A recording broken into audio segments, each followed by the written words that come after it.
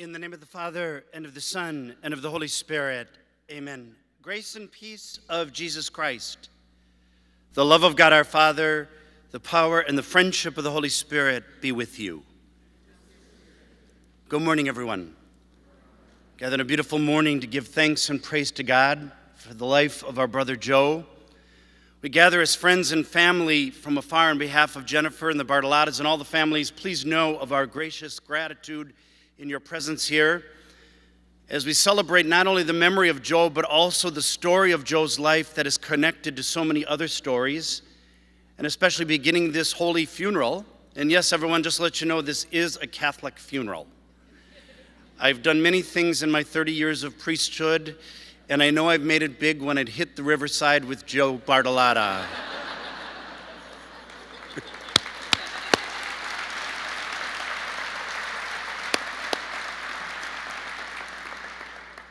Begin with prayer, though, always knowing that the story of Joe's life as a baptized human being, we remember his parents today, we remember his family and friends who have gone before him, marked with the sign of faith. We believe as believers, as people of goodwill, whether we're Catholic or not, we believe in the goodness of the human family, and we know that death never ever unties the bonds of family and affection and friendship that knit us together throughout life. Let's take a moment at the beginning of this holy time together and put ourselves in the presence of the Lord.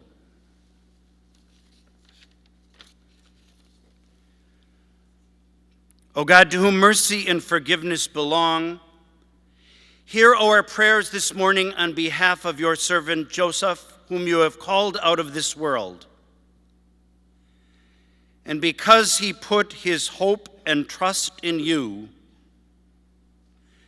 command that he be carried safely home to heaven and come to enjoy your eternal reward. We ask this through our Lord Jesus Christ, your Son, who lives and reigns with you in the unity of the Holy Spirit, one God, forever and ever. Amen. Let us listen to Holy Scripture, the Gospel according to Luke. Now that very day, the first day of the week, two of the disciples were going to a village 7 miles from Jerusalem called Emmaus. And they were conversing about all the things that had occurred. And it happened that while they were conversing and debating, Jesus himself drew near and walked with them. But their eyes were prevented from recognizing him.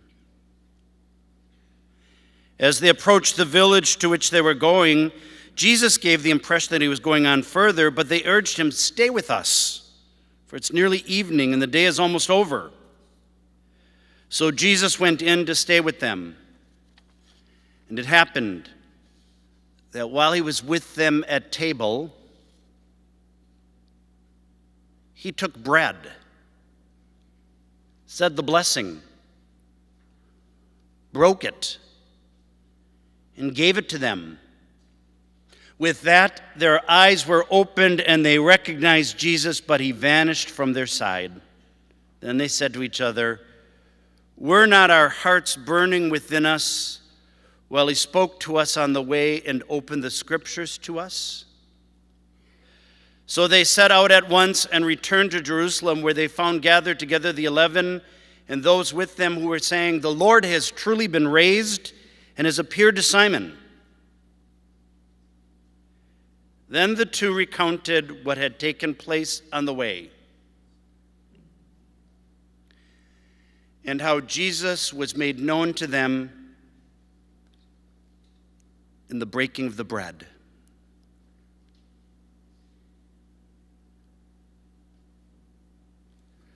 The Gospel of the Lord. Praise to you. Once more, on behalf of the family, thank you so much for coming to this beautiful morning. As a priest, I'm honored knowing Joe for so many years and considering him a good friend and parishioner. First of all, to his family, please know of my love and my care for you as a priest. To let you know that the powerful goodness of this scripture we just read, but also that Holy Communion that Joe shared in, Just let you know, I had Mass for Joe yesterday with the students of Mesmer Prep. And so I had Mass yesterday morning and prayed for Joe in a special way with all those great young people. This obvious fact of Joe's life of being so good to others, but especially loving, making the community better. So I prayed. I have to tell you, in terms of this, everyone, I'm really grateful. Part of the uniqueness of all this, and it's wonderful to see this crowd, I guess, did you all have Bloody Marys and beer before you came in? I want to let all of you know that I take comfort in that because I really preach much better when my congregation is drinking. So, a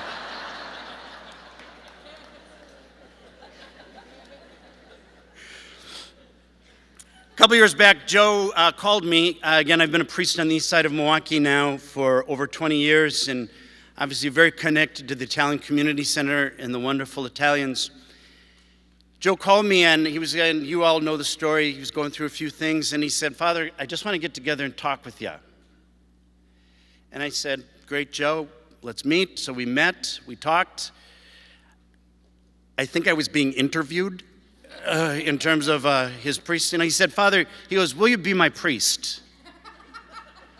And I said, "Joe, I'd be honored to be your priest." And then he said to me, "How much do you charge?"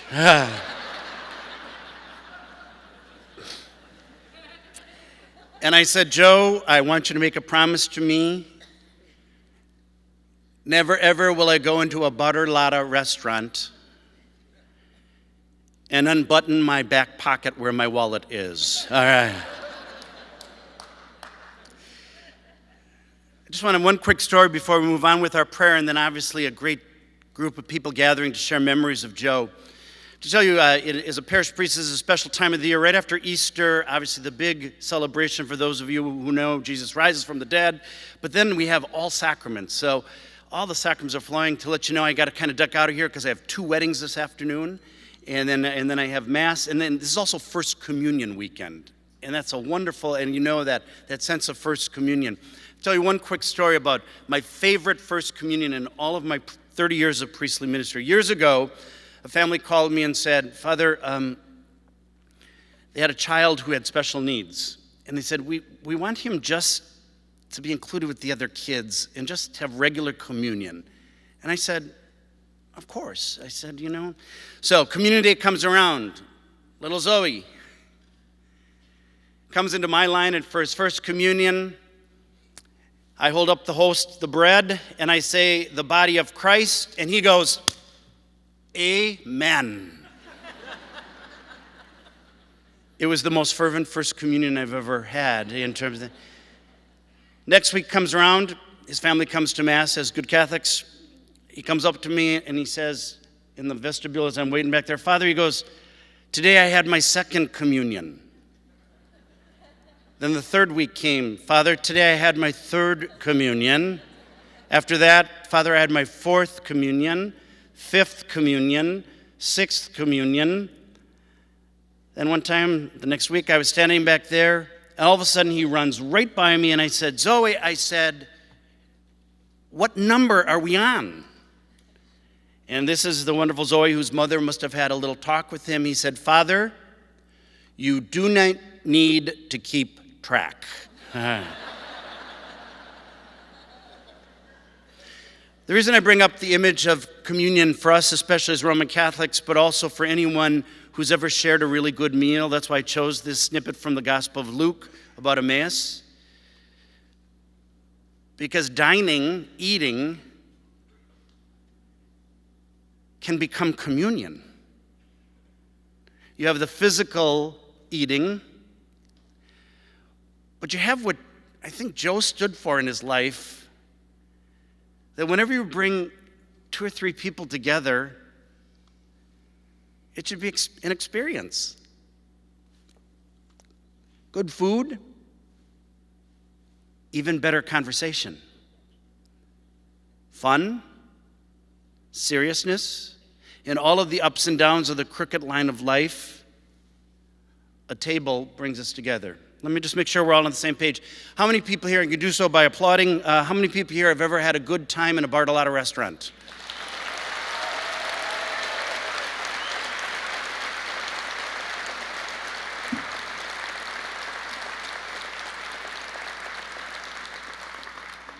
That is communion. And what we celebrate today and remember today is a man who, not only in terms of his public professional life, but also in terms of his personal life, and these people right down here can attest to it, that all of life should just be, as our goal, having communion with each other, sticking close to each other, loving each other, and knowing that food and drink and communion get us through everything. That's why we eat and drink when things are great. That's why we eat and drink when things are rotten. And that's why we eat and really drink when things are rotten. Because we all know that we have to sustain each other in the power of community and the power of love. So everyone, can I invite you, as we remember a good man, remember the good times in life, but also, would you all agree with me, doesn't the world need communion more than ever? Yeah.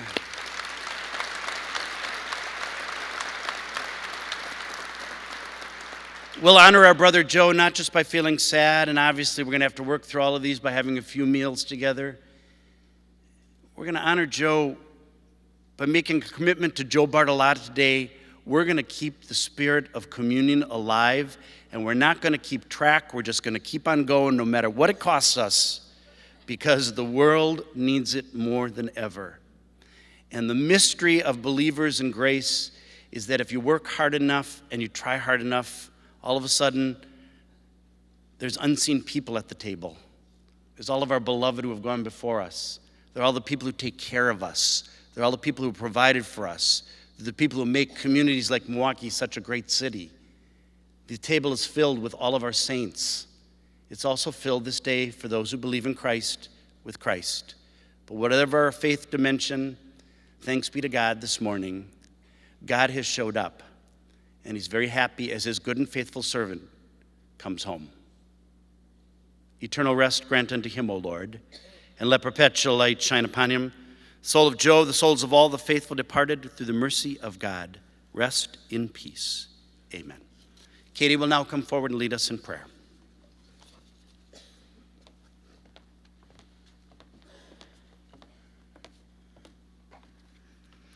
With all our heart and mind, let us pray to the Lord. Let us lay our requests before him, saying, "Hear our prayer." Show us how to serve one another, to offer love, care, and support. Lord, in your mercy, hear our prayer. Guide all those who are called to lead and advocate in the world. May they carry love with them always. Lord, in your mercy, hear our prayer. Help us to be understanding, forgiving of all those we encounter. Lord, in your mercy, hear our prayer. For all the past and present Bartolotta employees, family, and dear friends, may they continue on in Joe's loving spirit. Lord, in your mercy, hear our prayer. Finally, we bring to mind any of our community that we know to be in need. May the love and kindness fill their lives. Lord, in your mercy, Hear our prayer.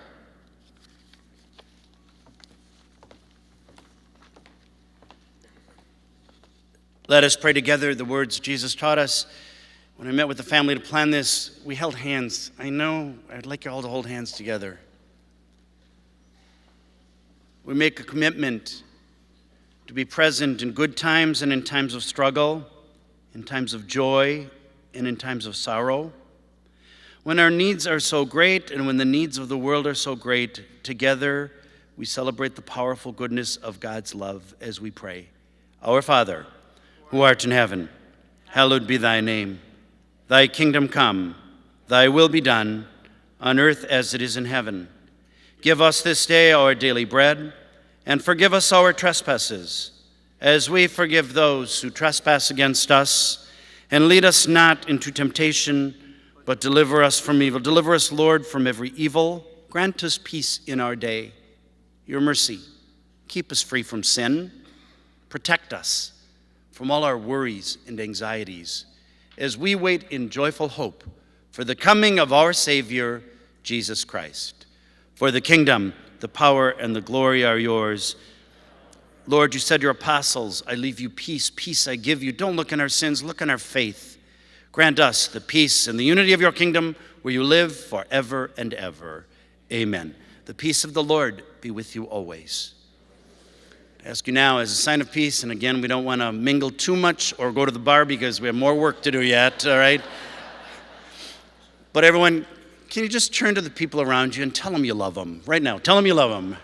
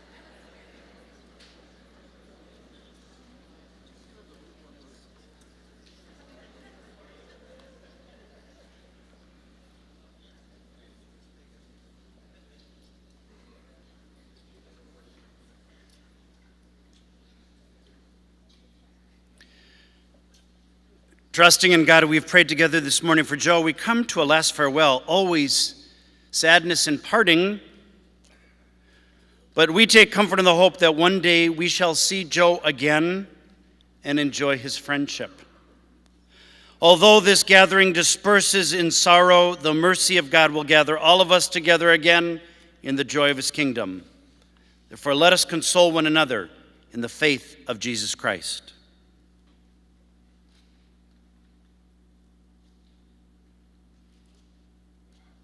Into your hands, Father of mercies, we commend our brother Joe in the sure and certain hope that together with all who have died in Christ, Joe will rise with him on the last day. We give you thanks for the blessings bestowed upon Joe in this life. They are signs to us of your goodness and of our unity with the saints in Christ. Merciful Lord, turn toward us. Listen to our prayers. Open the gates of paradise to Joe and help each of us comfort each other with assurances of faith until we all meet in Christ and are with you and our dear brother Joe forever. We ask this through Christ our Lord. Amen. God of holiness and power, accept our prayers on behalf of Joe Bartolotta. Do not count any deed against him. In his heart he desired to do your will, as his faith united him to people on earth. So may your mercy join him to the angels in heaven. We ask this through Christ our Lord. Amen.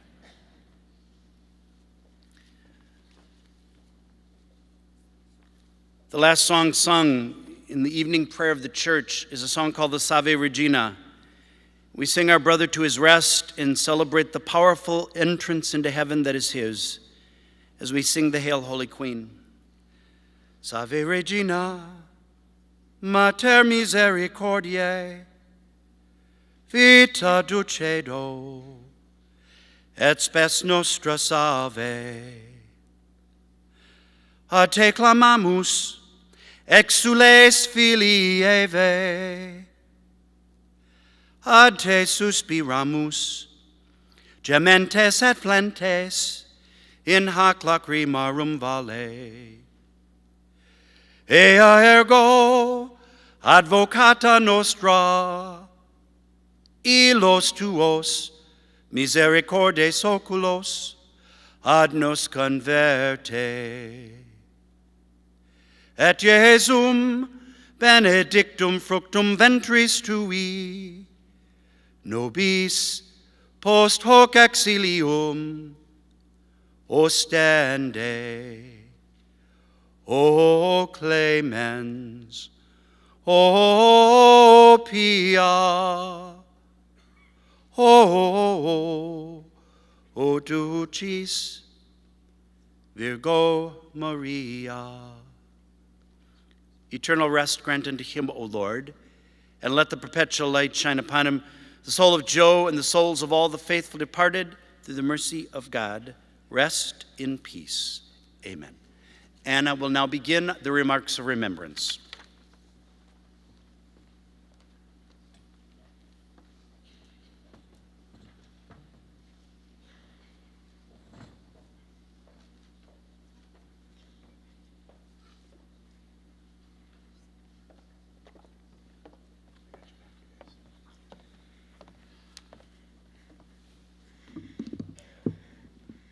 Hello, how are you doing? Before I get started, as a token of our appreciation, before everyone arrived this morning, we took some time to hide some tokens of our appreciation underneath your chairs. So we have some gift cards strewn about. So if you wouldn't mind taking a look for me real quick while I gather my thoughts and we can declare the winner.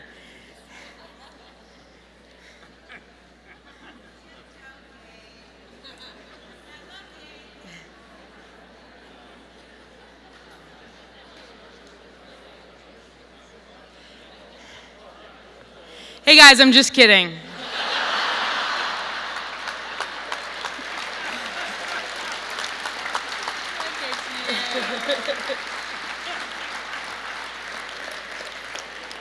He loved that bit. He used to do it. He, honest to God, used to do it all the time. My sister was telling me a story how he started to do it at staff meetings, and he'd actually hide something underneath the chairs.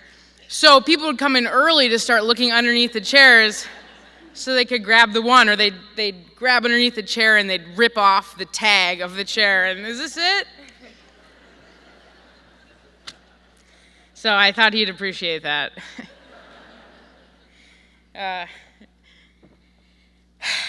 The last conversation I had with him, I was ribbing him about how horrible he looked in this selfie he took and sent to our extended group family text.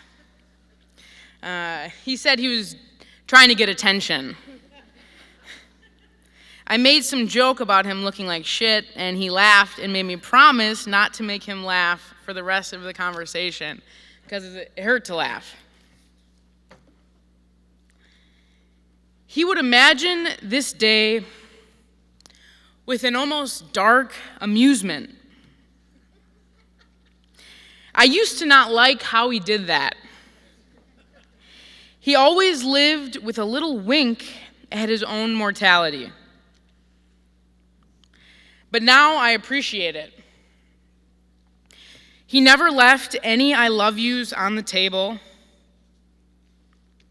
And he never hesitated ever to tell Mary and I that he was proud of us. And he never second-guessed a big hug. He left everything out on the court.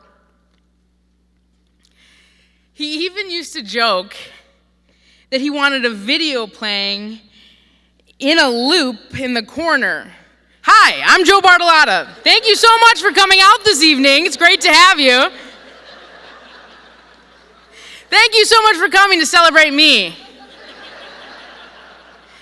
Just like the restaurant hold music.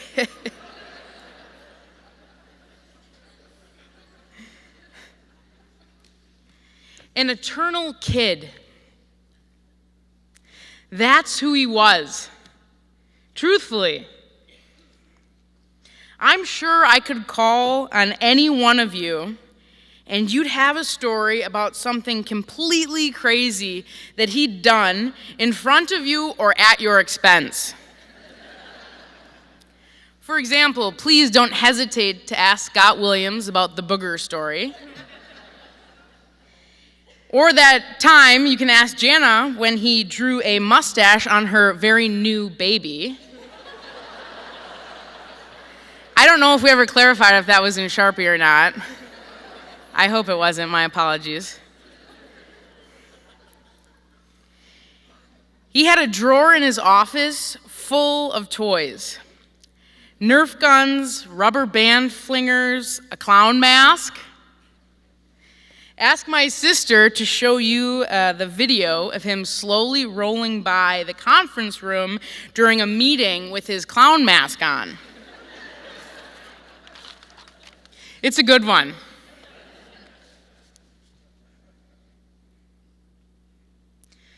I believe that he lived a full life, a great life. He was content and he was happy. And that should make us all exhale a sigh of relief. Because that's what we do for our loved ones. That's our job, to make sure that they live their best life. The problem is that son of a bitch was such a likable guy. Shit. What do we do now? He passed on with a smile on his face, and we're the ones crying.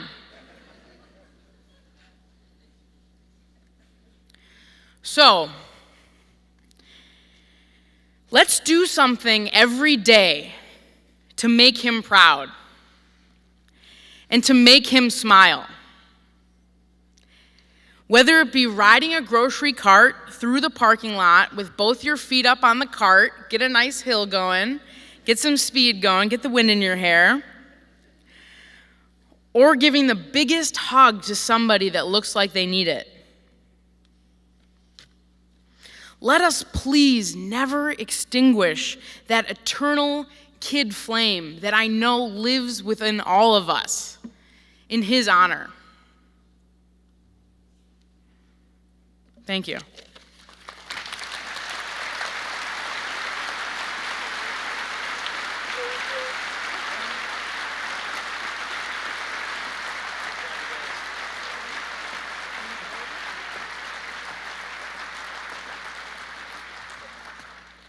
Hi, I'm Scott. I'm the one with the booger story, although I'm not telling it right now. I promise you that. Tell it. No, do you want me to tell it? Tell it. Okay, so It's a Joe story. this is a Joe story. This is a classic Joe story. So, we were working at our old corporate offices in Tosa, and I had an office downstairs, and I would come up and talk to him about random things. Joe was not only my friend, he was my mentor. And he was sitting at his desk eating a cousin sub. And if you've ever seen Joe eat, it kind of makes a mess sometimes, maybe just a little bit. So he stood up, he went in the bathroom to wash his hands, whatever, while I'm talking to him. And he comes back out and he's just got crumbs all over him. My God, what are you, 3? How did you get that dirty? And I'm standing there and he has a sweatshirt on and I'm brushing crumbs off of his shirt and a crumb sticks to my finger. And I'm like, did you just blow your nose in the bathroom? And I'm like, oh my God, Joe, why is that happening to me? And he, we've all seen him laugh. He has that belly laugh and he smiles and you can't see his eyes. And I'll never forget that moment. And every time I tell that story, Paul cracks up. He thinks it's the funniest thing ever. Oh my God, get off my hand. I'm just here to introduce the people. I love Joe. I want to make sure that everybody gets a good introduction. Anna was too on top of it. I missed introducing her, but I know that Joe loved you guys so much. And I'm not quite sure. I didn't plan this, but I'm wearing exactly what he's wearing in that picture, which is kind of weird.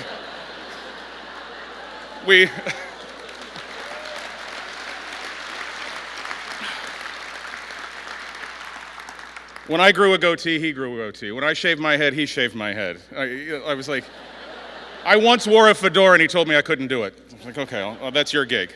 But I'm really, really proud to stand up here and introduce these folks. Paul and Maria and Felicia are great. They've been part of my family. I love them immensely. Paul is a mentor to so many people in this room. Felicia and Maria have been kind to me, my wife, my family, and I love you guys. You guys got this, I know you do.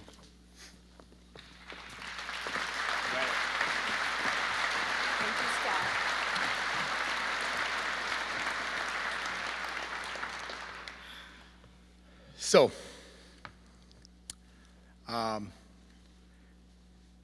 impossible act to follow. Yeah, tough, Anna. Definitely my brother's daughter. Yes, definitely.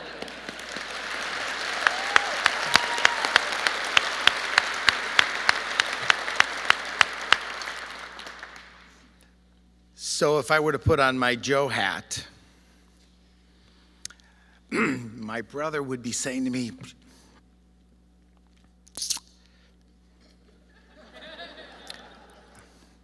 just a sec. He'd be saying, how's Anna? She all right?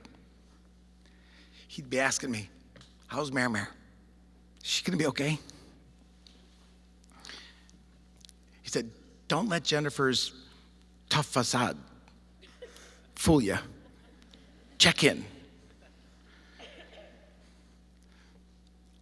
How's Katie? Is she okay?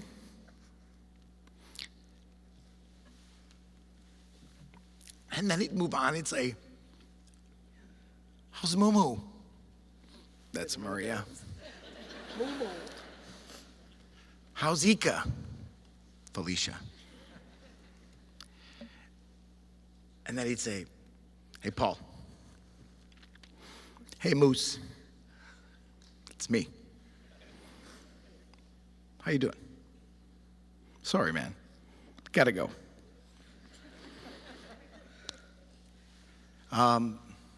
We are the products of Beverly and Tootie. Huge hearts. Family first, faith, food. Every Saturday, we'd go down to Brady Street, collect shortino bread and salami and sausages and cheese, and as kids, we'd play in the street, and everybody in the neighborhood knew Saturday and Sunday afternoons were at the Bartolotta house because there was a buffet of food. So maybe it sort of all started there with them. But then the hard part was our whole entire life, we had boarders living in our house. Anybody that had a problem in their life, divorce, illness, financial stresses in their life, my dad'd be like, you can live with us. The kids will share another room. We'll figure out the sleeping situation. We'll make it work.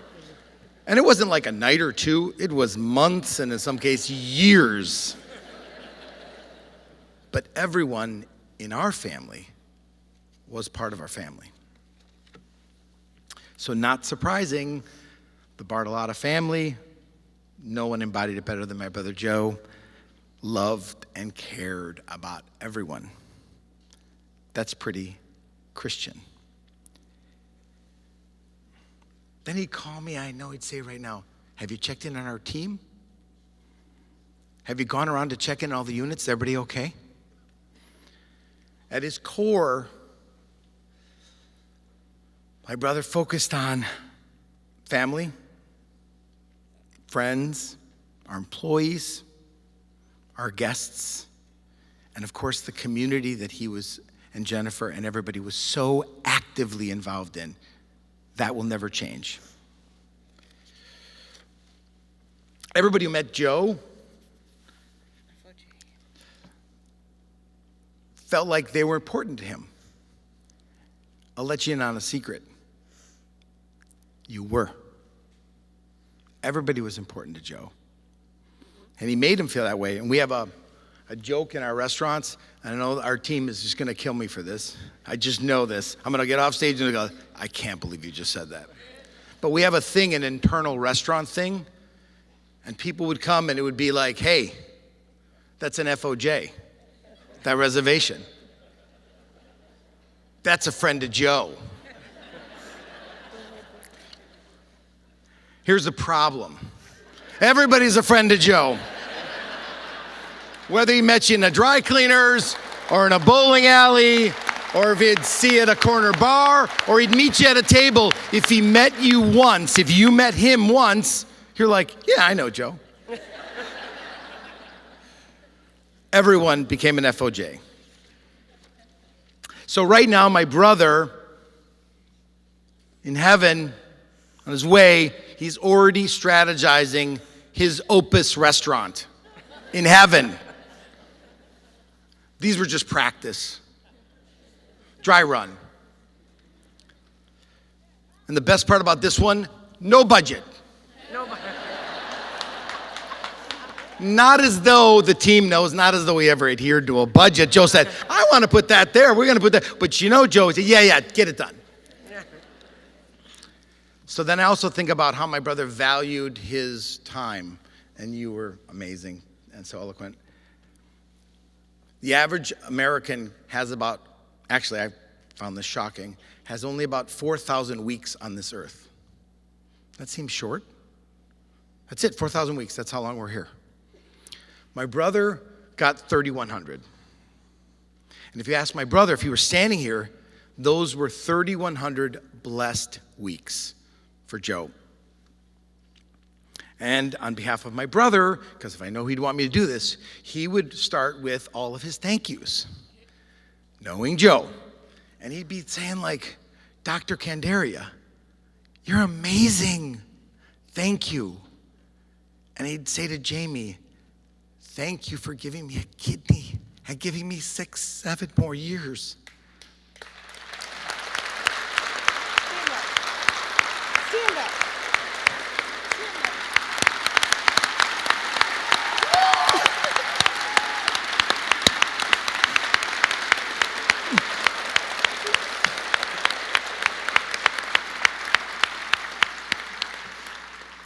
And by the way, he'd thank his friends.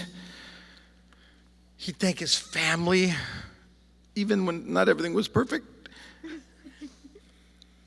He'd thank his staff.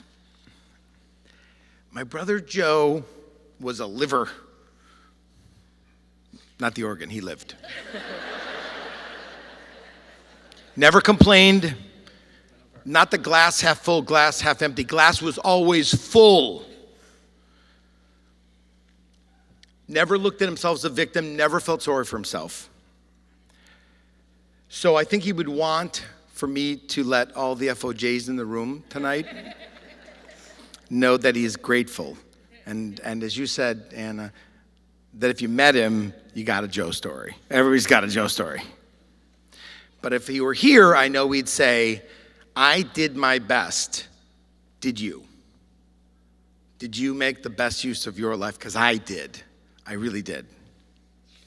And that's his gratitude. So I want to wrap it up. So at some point one day, when your weeks are done and God calls you, and you're in heaven and you're looking for a good table in a restaurant,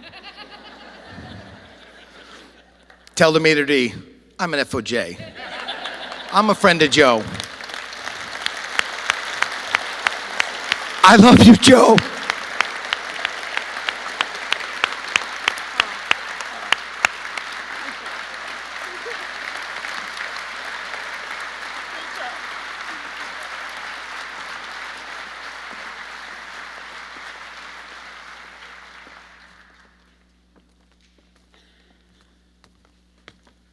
Those are 3 of the strongest people I know to stand up here in front of all of you and talk about their brother. He was an amazing guy. Next, Mike Dowling, a great friend of Joe's, is going to come out and say a few words.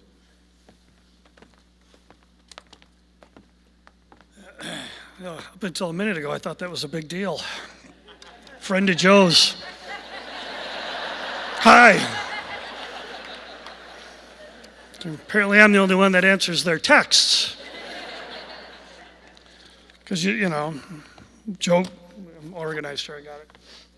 So, you know, Joe passes away, and I reach out to Jennifer and say, hey, if you need anything, you know, let me know.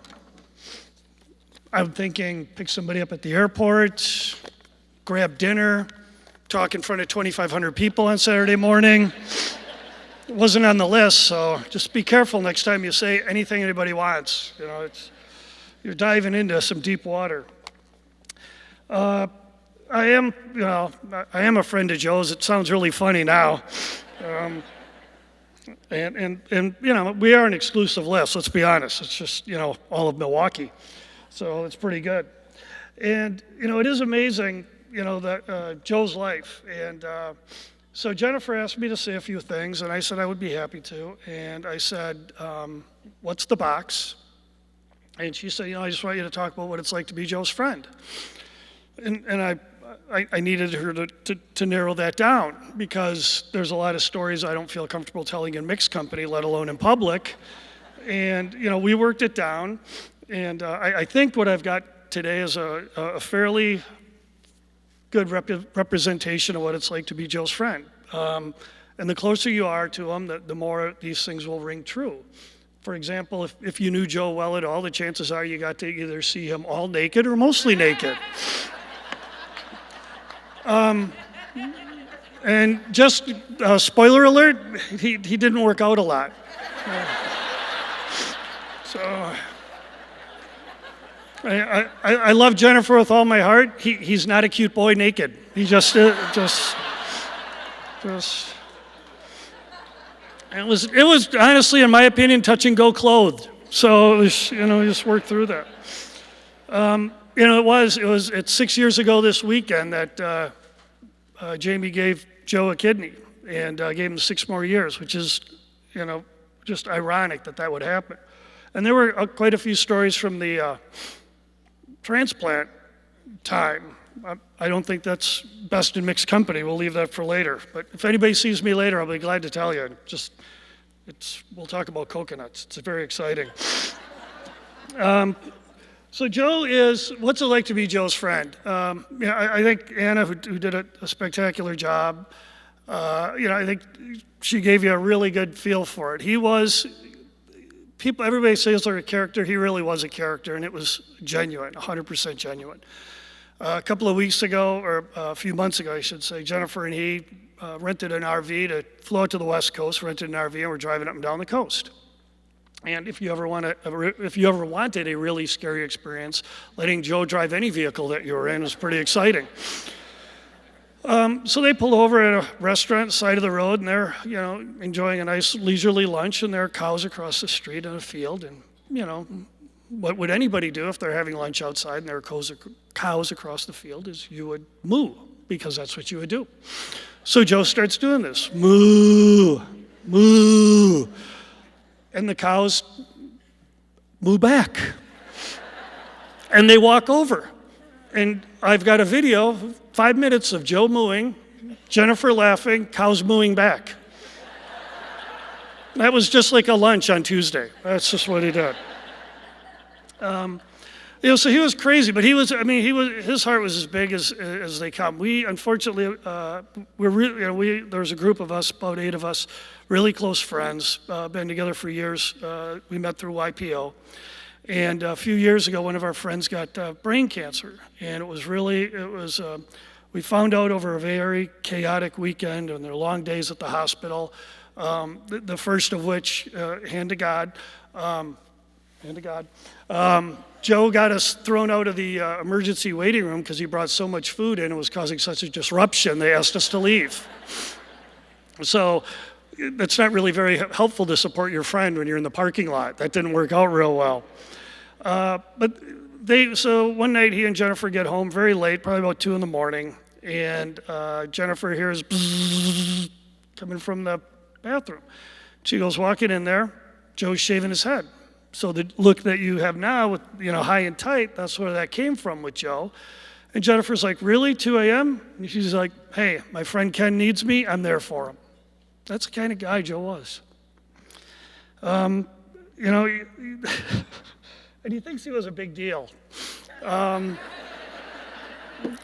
know, you work with him, and thank God he's not around to see all this shit, because I'm sorry. Honey, I tried, I really did. But, you know, he may actually be a big deal, but he's not a big deal everywhere. And we were fortunate enough to travel with Joe a number of times. And against all my better judgment, once we went to a Packer game in his RV, and he drove. I shouldn't be so down on it. I survived. You know, therapy only lasted a few years. It all worked out well. But we go pulling into a parking lot, and he rolls down the window. And the great thing about Joe's stories, you don't have to embellish at all. I mean, you can just tell them exactly how they happened, and they're all true. Goes rolling in, rolls down the window, says to the guy, parking attendant, "Hey, I'm Joe Bartolotta." He goes, $40. So you decide how big a deal he is.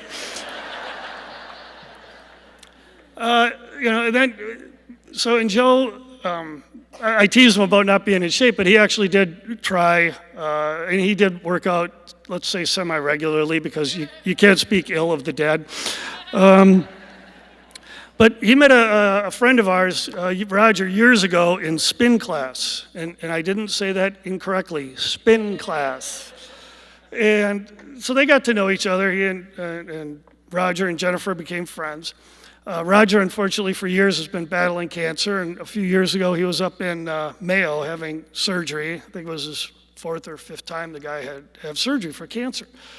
And so Joe decides he's going to go up there and, spend some time with the guy. So 6 hours in the car up, spend some time with the guy, lighten his spirits, 6 hours in the car back. That's Joe. That's the kind of crazy stuff he would do, because his heart was so big. He was brave, too, which is really surprising when you look at him. But the guy was really, really brave. He told Jennifer once, she came back with a new hairdo.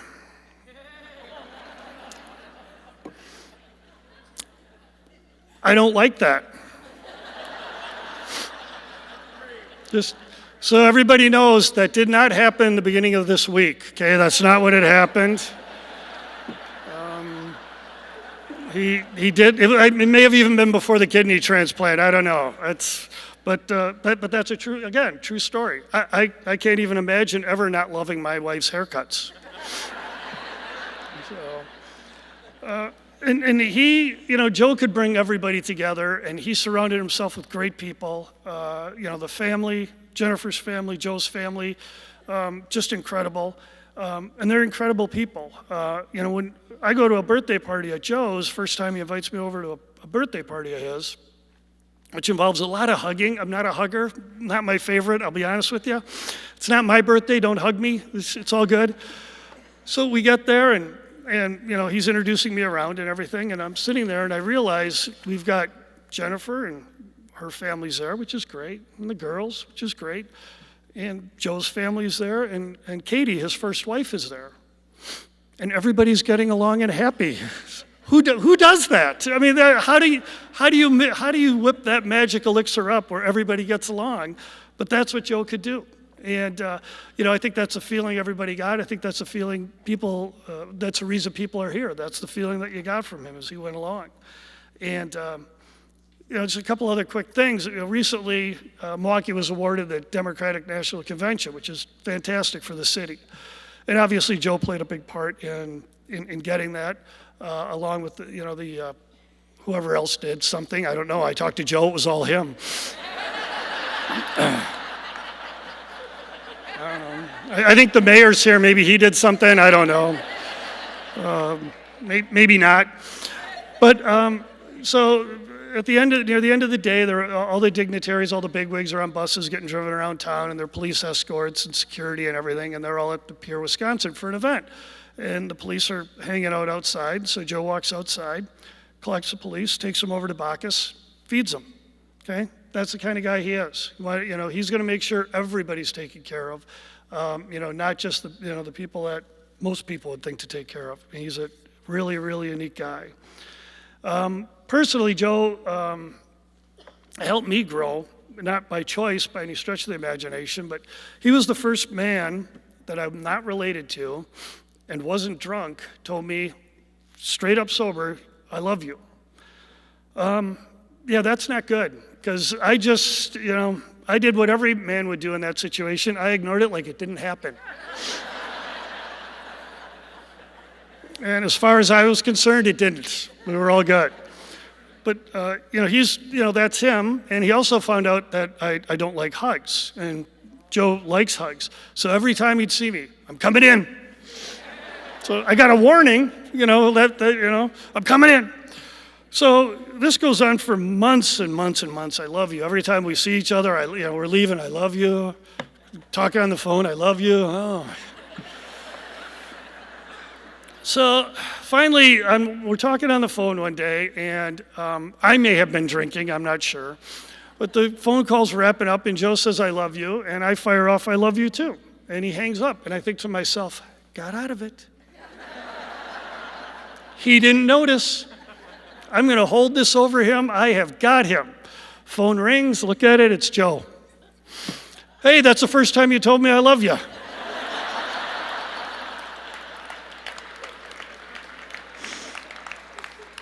Well, a bunch of us were texting over the weekend.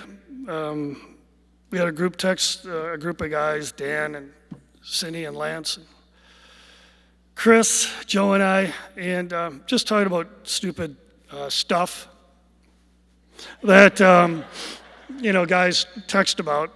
And the last text he sent us on Sunday, I believe, Saturday or Sunday, was savor the time. It's pretty prophetic that he sent that. And, it's really cool. And the last thing I'd like to say, really to the girls, which I can't look at, who I can't look at, is that, everybody thinks your dad's sort of a big deal. Like everybody in the city of Milwaukee does, and apparently everybody in the restaurant industry, and on and on and on, they all think he's a big deal.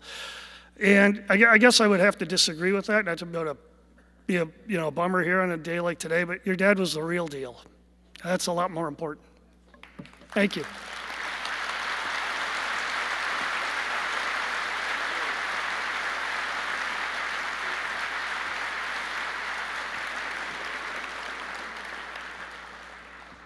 It warms my heart to know that all 2,500 of you could stand up here and do the same thing and tell story after story after story about Joe. It makes me really happy to be able to share that. Up next is Keith Trafton, our COO and managing partner at the Bartolotta Restaurants. And I'd like to point out, only 10 years in. I mean, some of us have been around 20 years, but Keith has made a big impact in 20 years, and he's got something special for you. So check this out. Good morning, everyone. Come on. Now, in our organization, Joe wants everyone to participate, and he wants everybody to be loud. He does this. So I'm going to try it one more time. We got to give a good Joe welcome. Good morning, everyone. Good morning. Joe actually heard that upstairs. All right. Joe absolutely loved to have fun. You've heard this several times, and I actually have some proof. So let's go through that. He had that knack to know when to be serious, when to negotiate, when to have that hard discussion, Lord knows. But he knew the right time to interject some fun into the equation. So once we were in a meeting, I really forget the subject, it really doesn't matter. We were having a lively discussion, shall we say. It was probably budgets, I don't know. At some point, Joe just leaves the room. For those who were with him, he would just randomly leave the room, like Joe left. But good news, he comes back in 30 seconds. Hold on.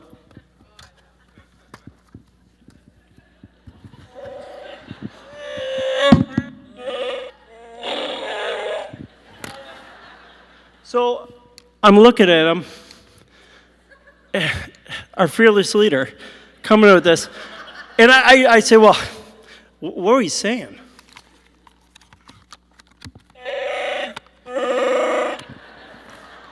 At this point, I'm flabbergasted. I really don't know what to say. So here's what he does.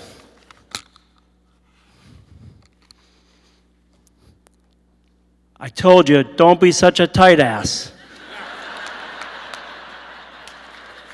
And he literally walks away, and the discussion was over.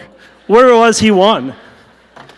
So from time to time, I'd have mentorship meetings with Joe.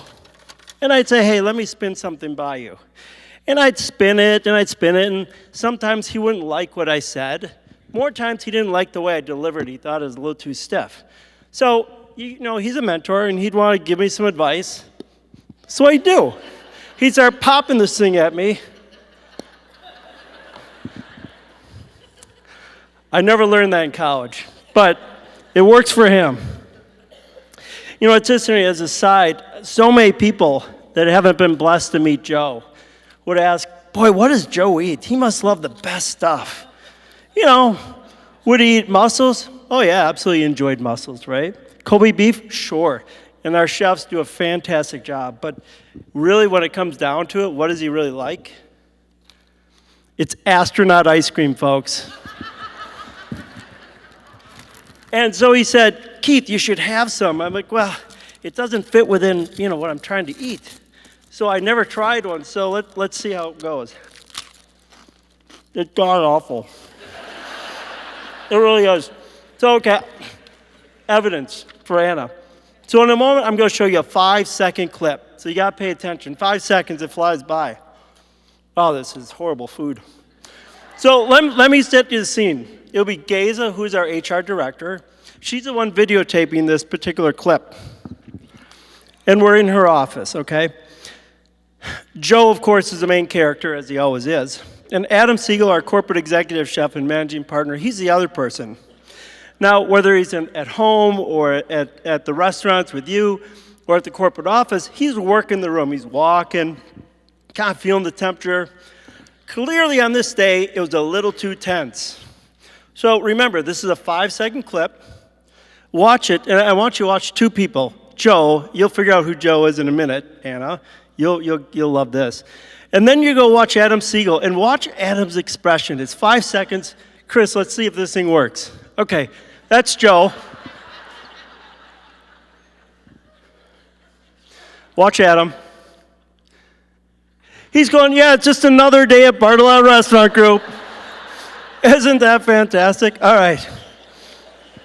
Now, if Joe were here, if he was sitting right next to Jennifer, he'd say, now that shit is funny. Am I wrong? No. Okay. So, maybe. Just for Joe. Joe had a on-again, off-again, let's be candid, an off-again, off-again, off-again, on-again love of technology.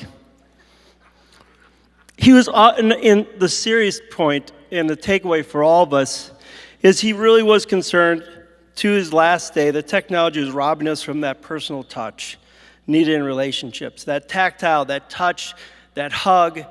And he's right about that. Technology robs us of that. So, lesson learned for all of us. But let's have some fun anyways. So, let me set the scene for the next picture. Okay, this is circa 2015. Now, every Wednesday, we'd have what we call a director's meeting. It's kind of head of the departments.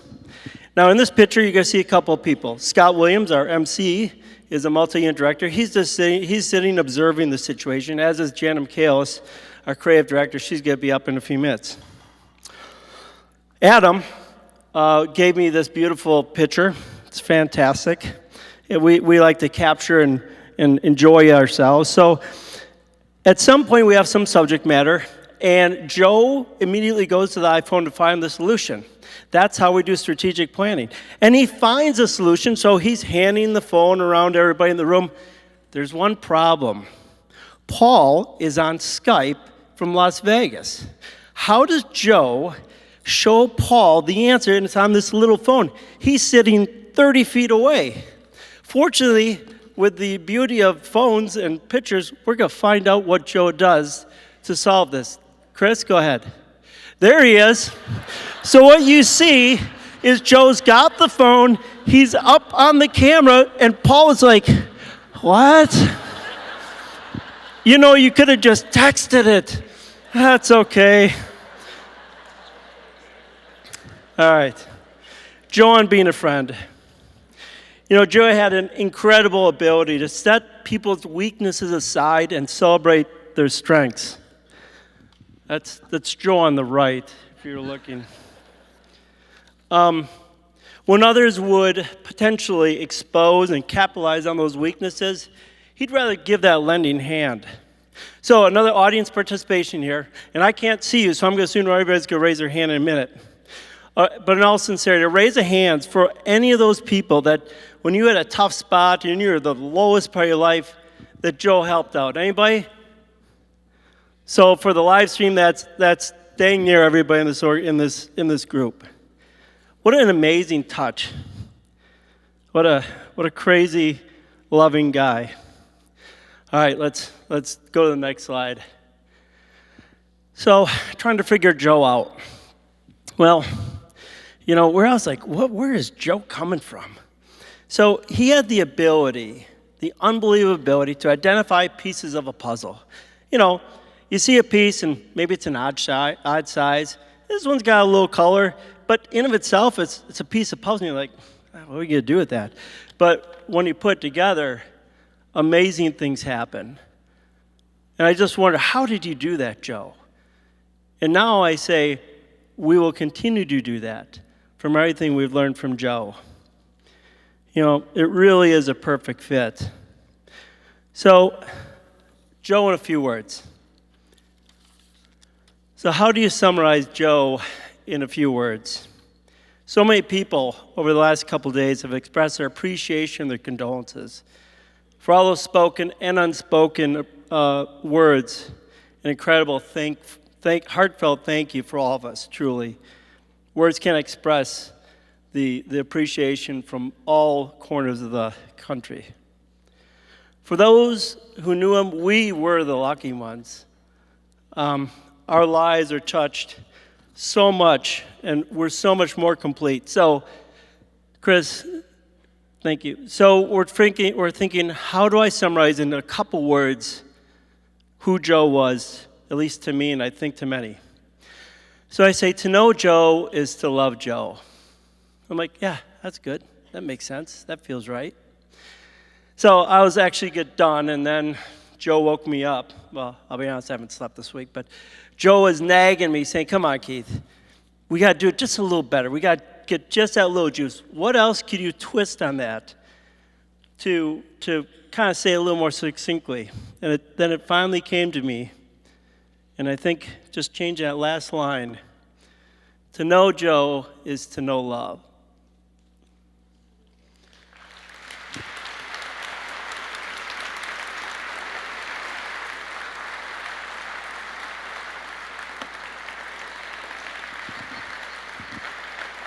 I love you, buddy.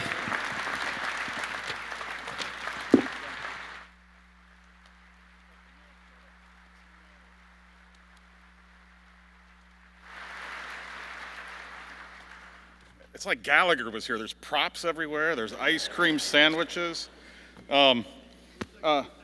Exactly, just like his desk. The next up, I believe, is John Wise? Or is it? Oh, it's you. John Wise, come on out. You're going to do it next. So John is our director of operations and a managing partner and a mentor to me for the past 22 years and a friend of Joe for a long time. Long time, brother. Good morning. It's like the more people come up here, the messier it gets. There's ice cream bars and all kinds of stuff. Where's Mike Dowling? Mike, I just need to know one thing. We all got the Joe hug, every one of us, and I just need to know, am I the only one who occasionally the hug extended to an ass grab? No, seriously. Am I the only one who kept getting his ass grabbed? I am? Okay, all right, I feel better, I think. I'm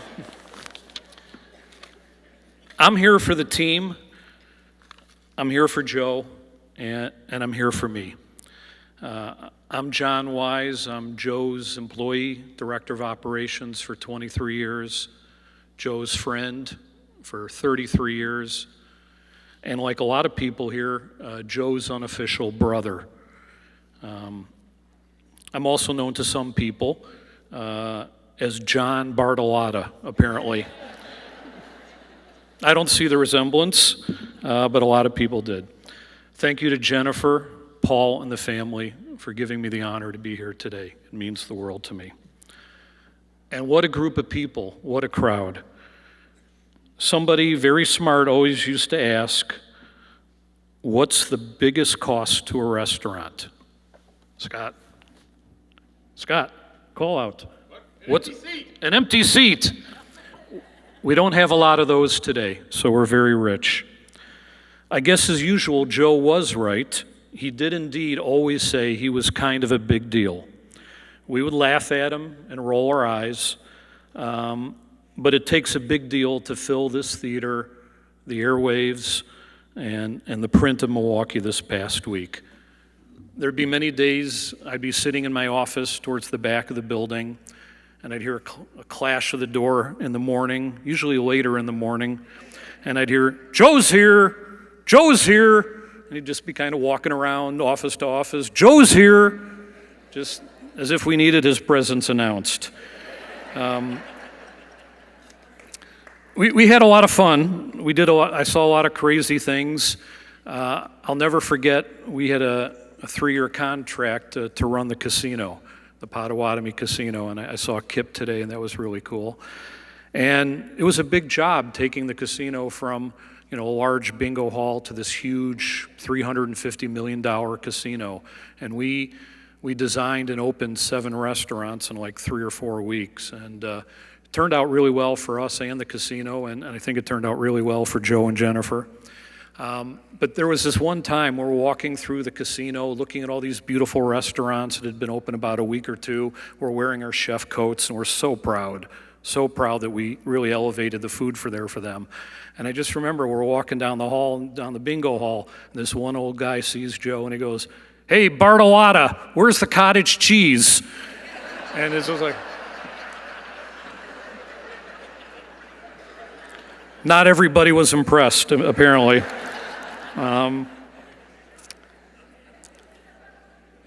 And then there was the time that he thought it would be a good idea to do the first ever sit-down restaurant at Summerfest. So we decided to move Ristorante Bartolotta, shut it down, move the staff there, move all the equipment there, and of course it's July 4th and it's blazing hot. It's 100 degrees, people were melting, and there's Joe running around with a super soaker on all the guests, including Mayor Norquist, who was not amused at that. And then again, we thought, hey, we're going to elevate the food at Summerfest. It's going to be really cool. The first time they ever served wine at Summerfest. And we had a little booth and stand over there too, and we tried to do some really upscale, Italian food. So we had this beautiful Tuscan chicken, one of the signature dishes of Ristorante. And that first guy comes up to the window and goes, yeah, I'll try that Tucson chicken. And again, it's just like, it hasn't always been easy, Milwaukee. It hasn't always been easy.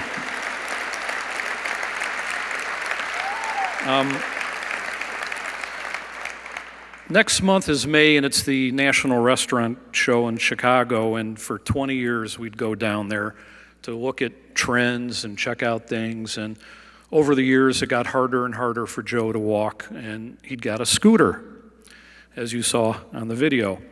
And he'd be zipping around the convention hall wearing his pork pie hat, and if we were in front of him, he'd be beeping the horn at us because we weren't moving fast enough. But Adam and I would get even, because he'd stop at a booth, he'd get out and he'd talk to somebody, and Adam and I would take turns setting the speed on high. So, he never figured it out. He kept getting into the scooter, turning it on, and shooting down the thing. And it'll be very hard to go there next month without him.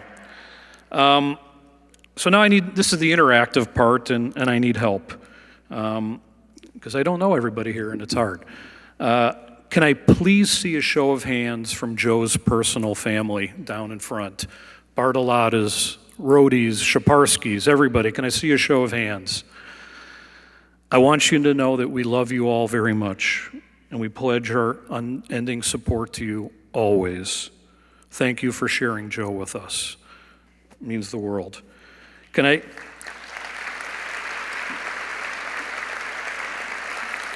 now see, how about a little lights up here too, please? Could I now see a show of hands from the current Bartolotta employees? See a hand from all the Bartolotta employees back there.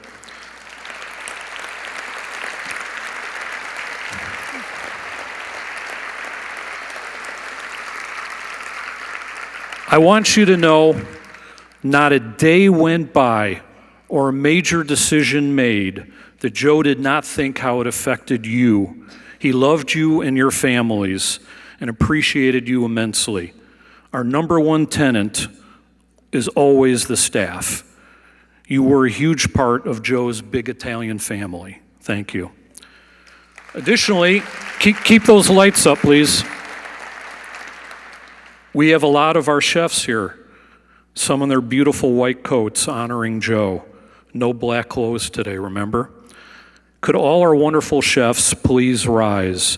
We've always been a chef-inspired company because of Paul, Adam, and Juan, and everyone else. Immense talent, passion, and sacrifice. Thank you all so much.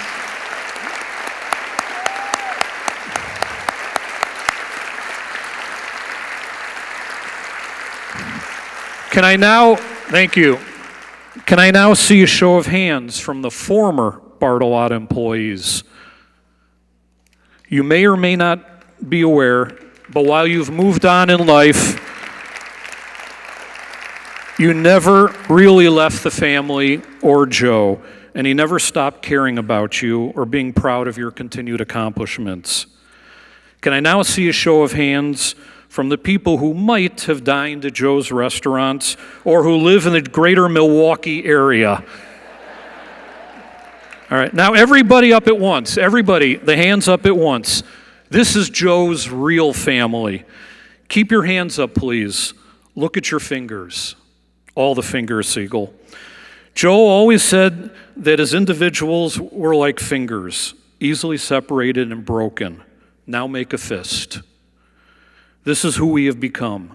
United, we are strong. And united, we can accomplish so much together. This is Joe's real legacy. Bartolotta Restaurants have always been about more than a dozen or so buildings.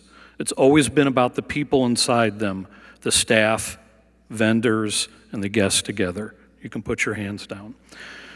Within these buildings, though, there are wonderful restaurants. We worked on Joe's vision, the best food and beverage, the best service, the best locations and environment. He created living, breathing entities where magical things can happen. It's like Ghostbusters Part 2. You know, where all the positive music and feelings energize the slime and bring it to life. It's a movie reference for Joe. Thousands of positive things have happened in our restaurants: birthdays, weddings, graduations, romantic dinners, including a lot of the employees falling in love. If you always hire amazing people, it should not be a surprise that they find each other amazing as well. Joe was so proud that we had a few dozen romances that ended with weddings. Joe is not perfect. Nobody is. He had flaws. But somehow they just seemed to make him more relatable and human. I remember when he worked for me in New York, he thought he would find out whether he could really pull a tablecloth out fast from a fully set table with no breakage. I think they're still picking glass out of the carpets right now. He was often late, Bartolotta time. He was also very emotional. That sometimes led to a quick outburst, but he was always immediately sorry afterwards.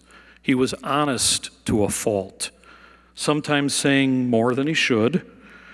And when he was speaking to a large group of reporters, it was very exciting and nerve-wracking for us.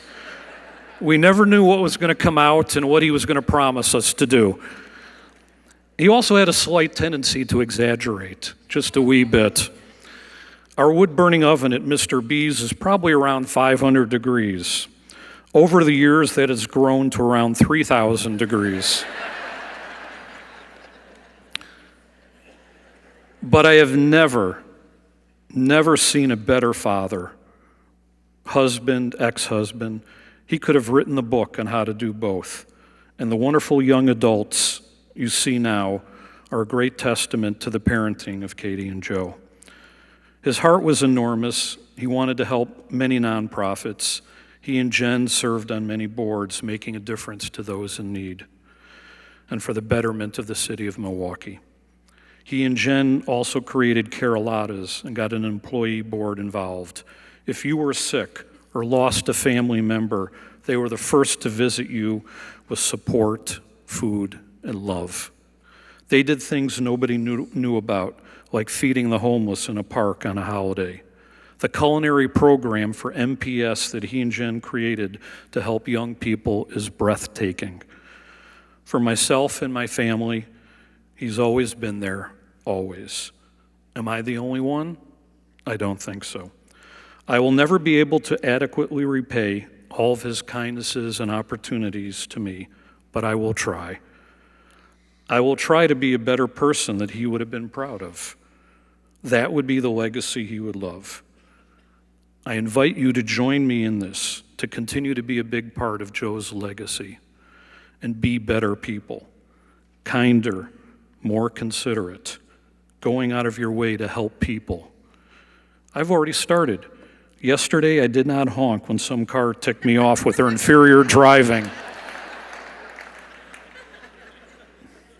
One more time, a show of raised fists, please. I would sometimes argue with Joe that we could not do something. It wasn't practical. And he would look at me in the eye and say softly, "But what if we could?" I love you, my brother. Thank you. Bye.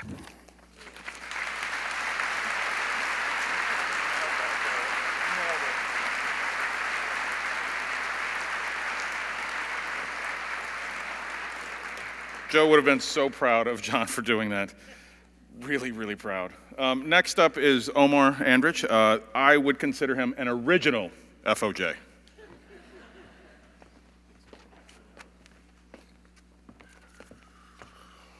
First, a little levity. I think Joe would appreciate this. I am humbled and honored to have been an FOJ for about 26 years. I'm also blessed in the fact that I got to meet Joe early on at Restaurante, and over the years we became closer and closer friends, and eventually I was blessed to become, I guess, adopted family. And through that process, I got to have Jennifer in my life as well, who is like a sister that I never had. I was blessed in the fact that they introduced me to my extraordinary wife, Abby. And because of that, we have two amazing kids, Paige and Emma. And I'm going to share three things with you today. The first is a good Joe story. The next is a belief. And the last is a passion. And for the story, it was difficult. Tuesday afternoon, Jennifer mandated that we tell good Joe stories. There were a bunch of them that came out of there, but most of those I can't tell you because they were either A, inappropriate for this venue, or B, you wouldn't get it unless you were there. But one of them that kind of was vivid to me and made me laugh, and I think had some residuals to it, was that a number of years ago, we were at a Charles Woodson wine dinner at Bacchus, and we were sitting at the table with Joe and Charles, and they were talking, and all of a sudden, Joe looks over and says, "Hey, Charles, do you know the amazing cork trick?" Charles is like, "Amazing cork trick? No, don't know what." So Joe, of course, pulls out two corks. And the trick of the deal is to get from one hand to the other in one motion. Charles is like, "Wow, that's really cool. Can you do that again?" So Joe does it to him again and then hands Charles the cork. Well, Charles spent the rest of the evening trying to do the amazing cork trick and still couldn't do it. And at the end of the night, he said, "You know, I can do some amazing things on the football field." He said, "But I can't do the cork thing. It just doesn't work for me." The residuals of that is that over the next several years, I saw Charles at the Lombardi dinner or the driver dinner or something like that. And I would always walk up to him and say, "Hi." And then I would hand him two corks. And he would just look at me and he said, "Damn it, Joe sent you." The next is a belief. We're all saddened by Joe's passing, yet knowing that he was a man of faith, we know, just as Abby and I explained to our girls, that Joe is going to be with Jesus. As adults and people of faith, we often describe this as Joe has gone to a better place. We all have grief for our loss here. And many wish Joe were back here with us on earth. We miss him and his presence in our lives. However, if we truly believe he is in a better place, we should not wish him back from that better place. And that leads me to my last point, which is passion. Joe had an incredible passion for food, for hospitality, for people, for Milwaukee, for laughter, and for life. And that must be a calling to us. He breathed his passion into his company and the many people that worked with him. A testament to this was Tuesday night, that every restaurant was staffed with caring and dedicated people, extending hospitality. His passion was infectious and touched every person he came into contact with. As Scott Williams said the other night to a group of the staff, that Joe taught us hospitality, and now we need to be ambassadors for that.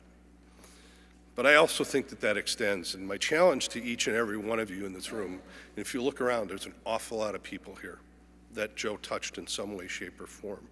But your mission should be to be a bit more kind, to be a bit more generous, to enjoy good food, to love this city, and to embrace life and laughter.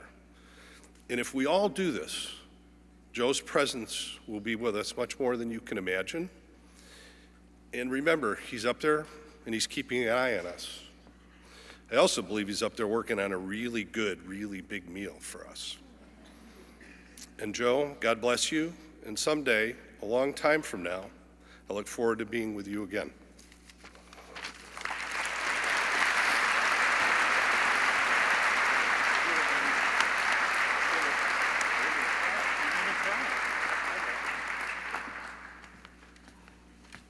Omar just said to me, and I didn't even cry.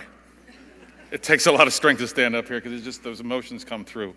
Next up is Janice Schmaling. She's our creative director at the Bartolotta Restaurants. And she's known Joe almost as long as I have, 21 years? 21 years. This is the woman who he drew with a Sharpie on her baby, right? It was a Sharpie. Who else could do that? Only Joe can draw on babies. Yeah. Well, hi, everybody. My last name's actually Michaelis. I got married halfway through my career here, and no one ever calls me Michaelis. It's always Schmaling, so sorry, Matt. First of all, I want to thank the Bartolotta family for letting me and so many other people just be Bartolotta adjacent. Just to be near you guys and to be near Joe has been a delight in my life, and I am the person I am today, and I do the things I do today because you guys allowed me to be near you. So thank you from the bottom of my heart. I've worked with Joe for over 20 years, and I just wanted to share a little bit with you guys how it was to work with Joe, because this was my only job ever. He hired me right out of college. I have been nowhere else, so this is normal to me. So First and foremost were when you would go into his office and sit down to have a meeting. He had a latrine in his office, and during the middle of the office, he'd just get up and go into the bathroom and continue the meeting. And you'd be like, should I come back? Should I sit here? What should I do? And he was just shouting through the bathroom door, and you're like, oh my God, what? So that is a normal thing in the Bartolotta world in meetings. He and I have co-created almost every single Bartolotta logo that you see on the buildings today. And my favorite would be I'd come in with the logo and I'd hand it to him and I'd say, what do you think of this? I feel like this is the one. And he would grab it and take a marker and like draw a dot somewhere in the design of it and go, I am a fucking genius. Every time. Every time. Every time. And yes, we swore a lot at Bartolotta's, and it's not normal to me to not go into a business and hear people swearing at each other, so. And then, speaking of yelling, discussions, or as I like to call it, yelling, would always end with the phrase, I'm not yelling at you, I'm Italian. that happened to me a lot. A lot. Joe gave me the greatest gift of letting me make a ton of mistakes with his money and learn a ton of stuff from him, and I will be forever grateful for this man. He taught me so many things, and the important things are to love what you do and to love who you work with, and everything else just falls into place. Joe loved what he did. He loved who he worked with, all of you. He loved you all so much. And he loved this city. He loved it, and it showed in every single thing that the man did. I love you, buddy. I miss you. And you were a huge pain in the ass, but I would not have it any other way. Godspeed.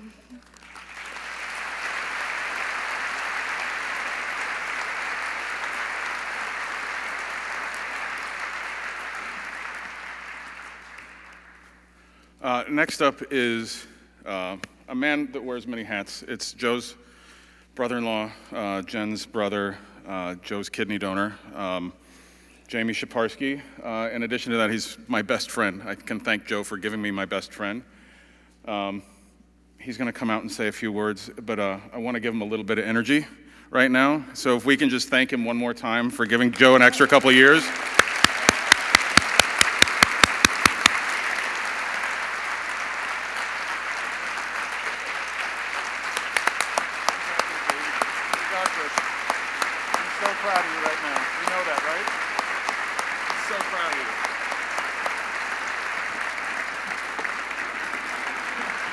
Don't throw the beer.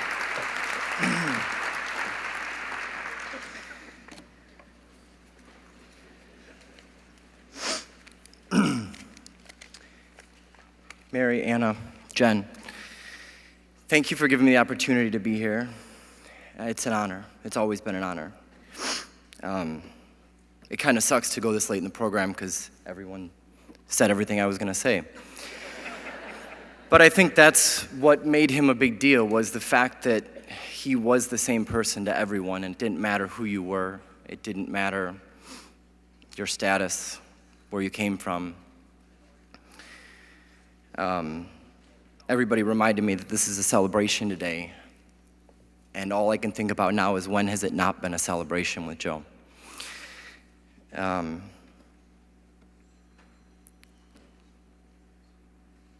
I never defined myself or my relationship with him as his kidney donor, and that's how most of you know me.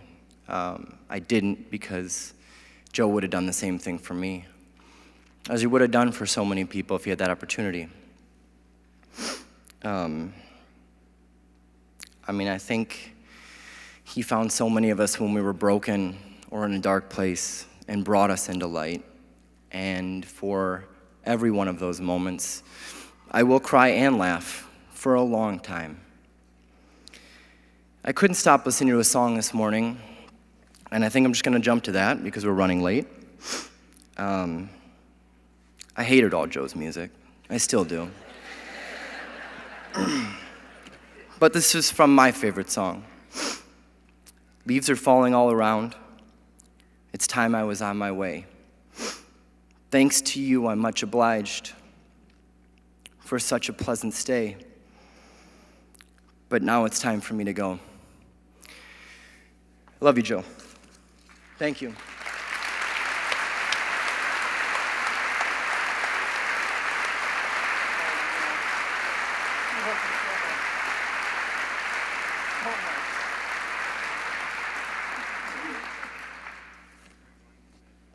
I forgot my beer.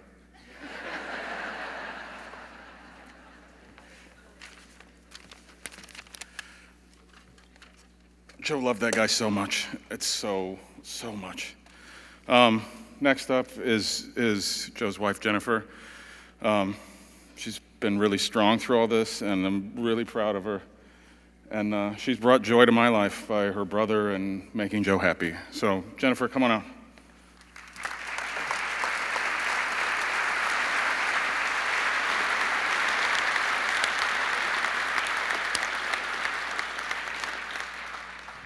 Hi, everybody. It's going to take me a couple seconds to compose myself. So as I do this, you should know that These are Joe's beloved Crocs. And I needed him with me here today, so here we are. This was Joe's lunchbox. And his tag from Kohl's that he absolutely loved and appreciated that partnership as he did so many more. Anna was right. Joe had a really sort of dark, sick sense of humor sometimes. So 6 years ago, before the kidney transplant, we had to have a discussion, and there were very few things, in fact, nothing that was left unsaid between us. So he said, let's plan my funeral. I said, okay.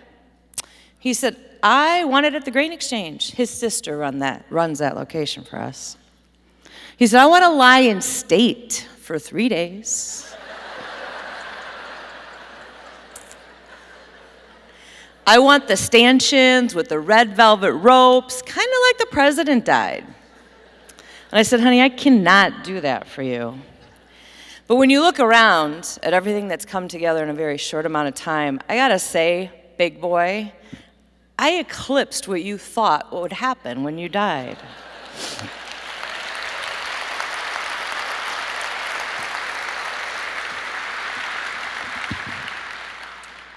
I'm going to begin how he and I began our days together.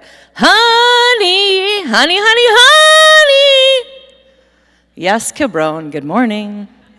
For those of you who speak kitchen Spanish, it was said with the most endearing terms. This was our daily call and response. As we gather here this morning, we all share one thing in common. Buried deep down somewhere in the recesses of each and every one of your hearts lies a part of this great man. He belonged to no one, and yet he belonged to all of us.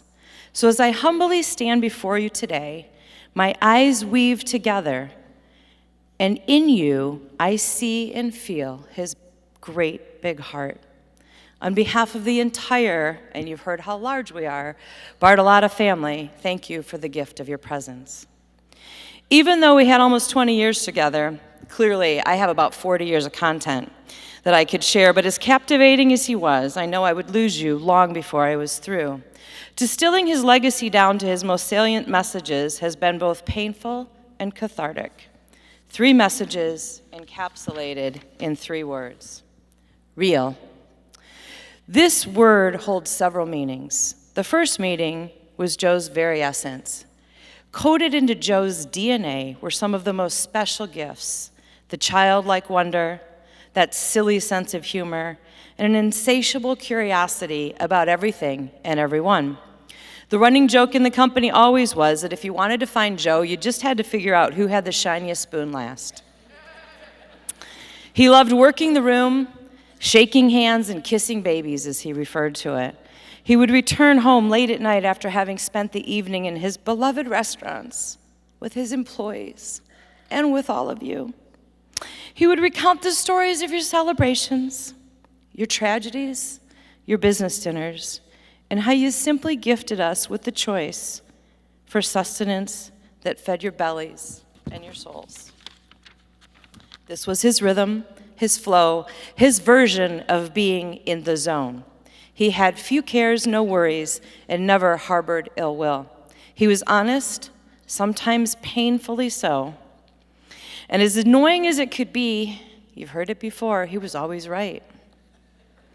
Between us, there was nothing left unsaid.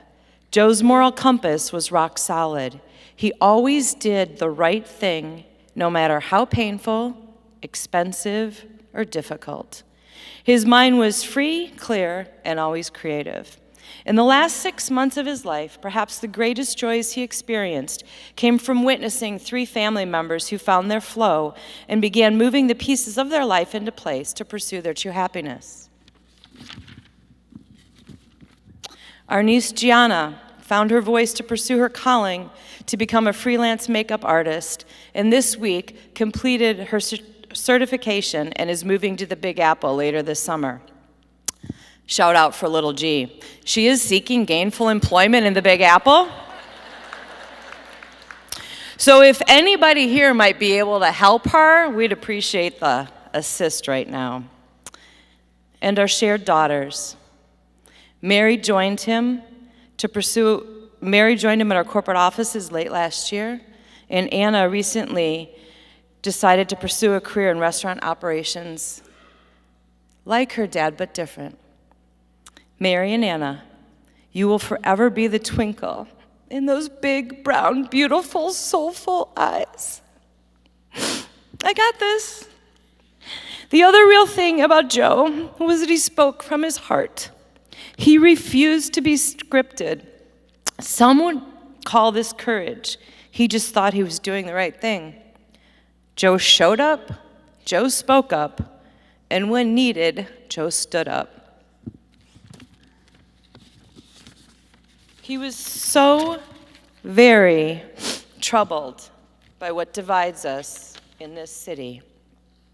One of the things that weighed most heavy on his heart was the complex of inferiority that our city collectively suffers from. He saw what could be and wanted it with all of his soul. He saw a bigger, brighter future for this city and worked tirelessly to help us get there. Gary Grunow, Gary Witt, Peter Fagan, Alec Lazary, among others, he was so very inspired by your visions and passions, fueled by your grit and your tenacity. Listen up, Milwaukee. One of the greatest opportunities that this city has ever been granted was just handed to us on a silver platter. Joe wants you to know he's watching and fully expects that we'll all work together in ways that may challenge us for the greater good of this mighty city and its future. We'll get there by taking a page from Bud Selig's playbook. If you were to ask the commissioner what one thing he attributes his success to, he would tell you that he was able to get everybody at the table to see a bigger picture, to embrace that our beloved pastime was greater than the bits that made it up, greater than the mighty Yanks, greater than our beloved Brewers, and greater than the neighbors to the south. Sidebar, a serious source of aggravation for Joe. Milwaukee, please stop selling your tickets to Cubs fans.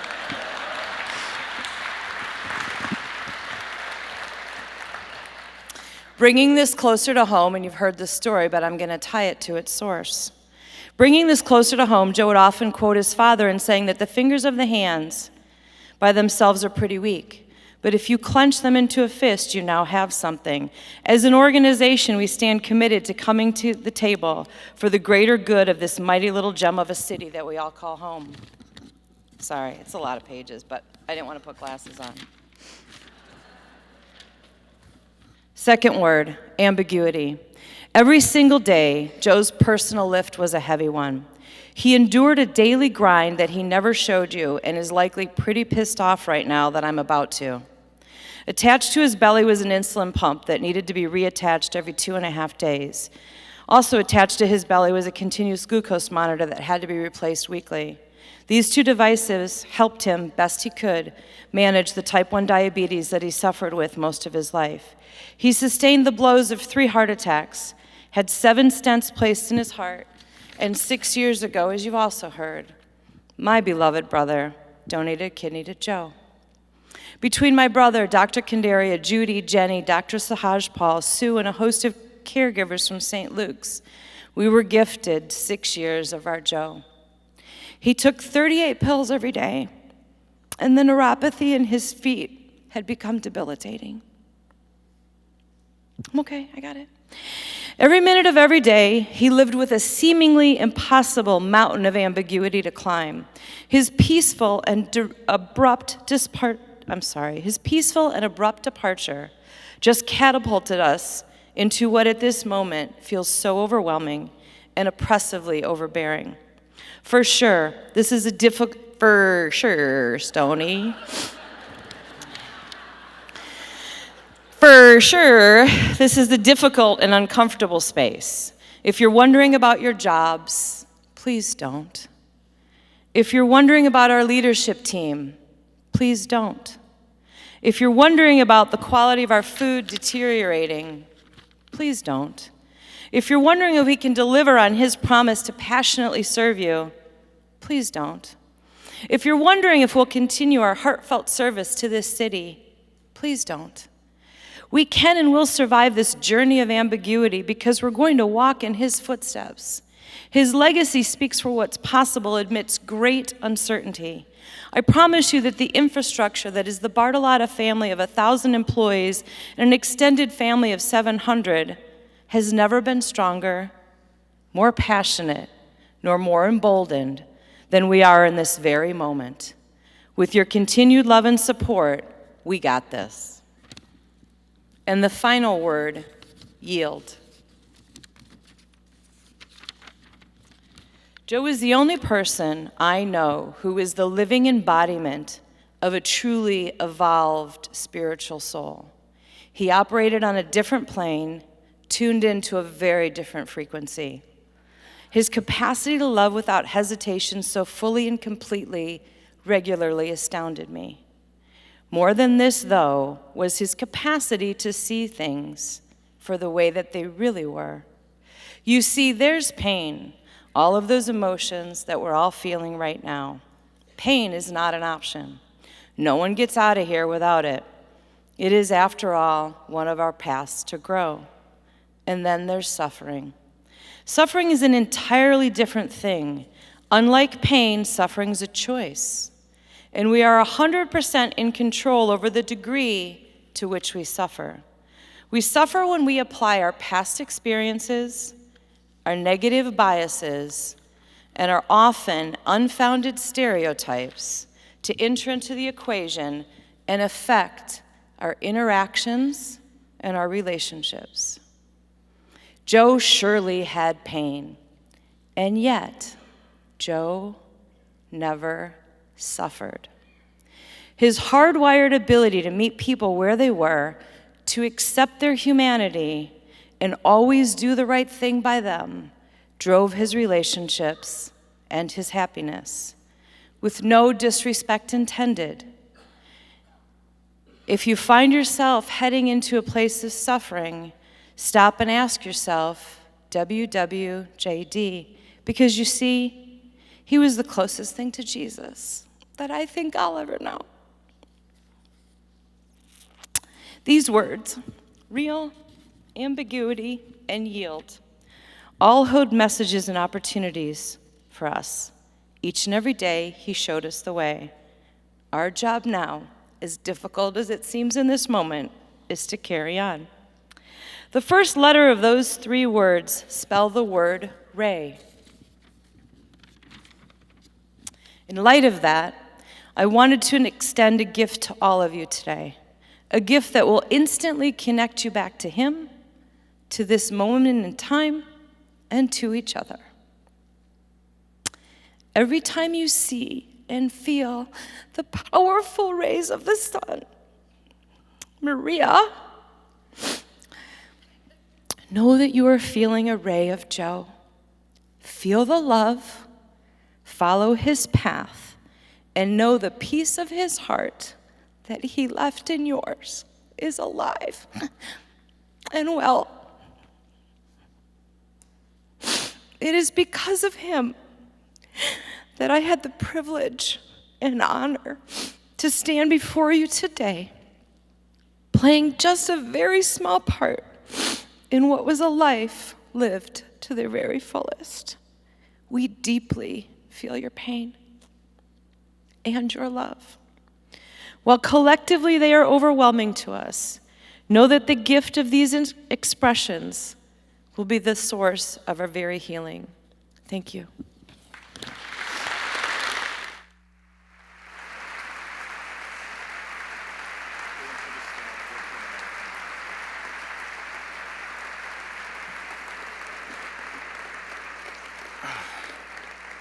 Jennifer's gonna stay out here for a minute. I'm not quite sure if everybody saw when Keith put that placard on the table. It says, "I'm kind of a big deal." He kept it on his desk, and you know how we know he's a big deal? I get to introduce head of the Common Council, Alderman Ashante Hamilton, and Mayor Tom Barrett is here tonight.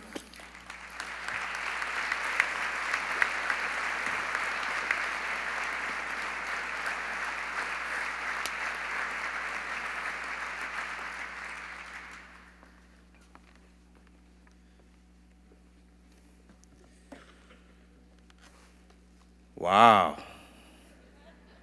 I think this is one of the better shows I've seen at the Riverside. This is quite a celebration of life. And I think that there's so much of the lessons to learn from the example of Joe Bartolotta. It's only appropriate for us to come up here together just to show you what he meant for the city of Milwaukee. And we have to do the ceremonial part of just recognizing this work. Because he didn't fill up this room like this, and he didn't possess this ability to impact so many people's lives just by sitting in the restaurant. And so we all were benefactors of his work. So whereas Joe Bartolotta was born to life in 1958 and spent his childhood in Wauwatosa, and whereas Joe Bartolotta traveled to New York City to work in numerous kitchens to gain experience in the restaurant industry, eventually returning to his home community to open up his first restaurant, Restaurante Bartolotta, with his brother Paul in Wauwatosa in 1993.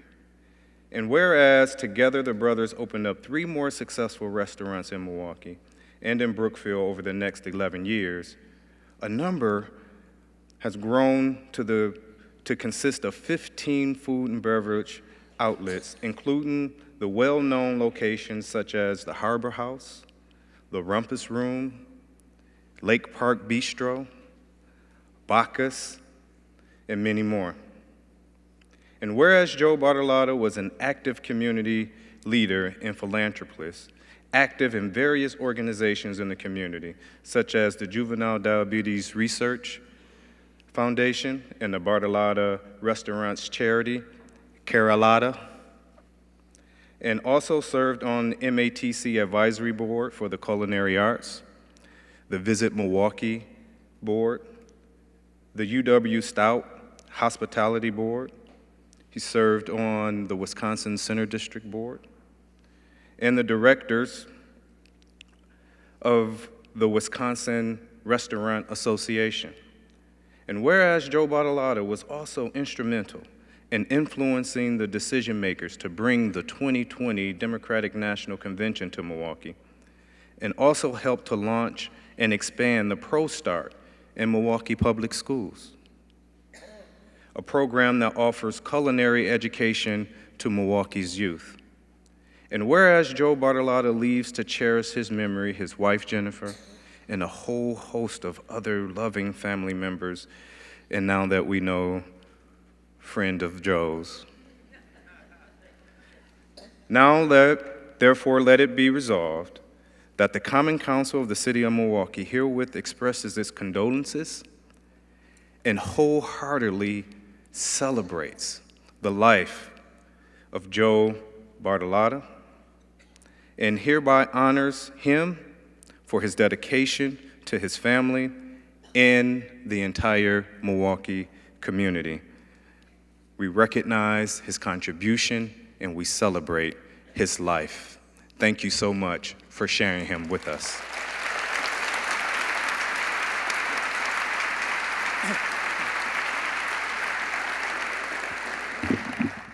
Father Tim Kitsky began our service speaking on behalf of the saints, and I've been asked to end the service by speaking on behalf of the sinners. And having listened to a number of you speak and hearing what goes on, or what has gone on, I think we've got plenty of sinners in attendance here today. But just remember that you can't repent until after you've sinned. So there's a value there. I am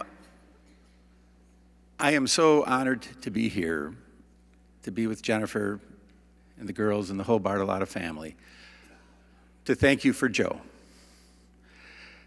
to thank you for Joe being part of this community.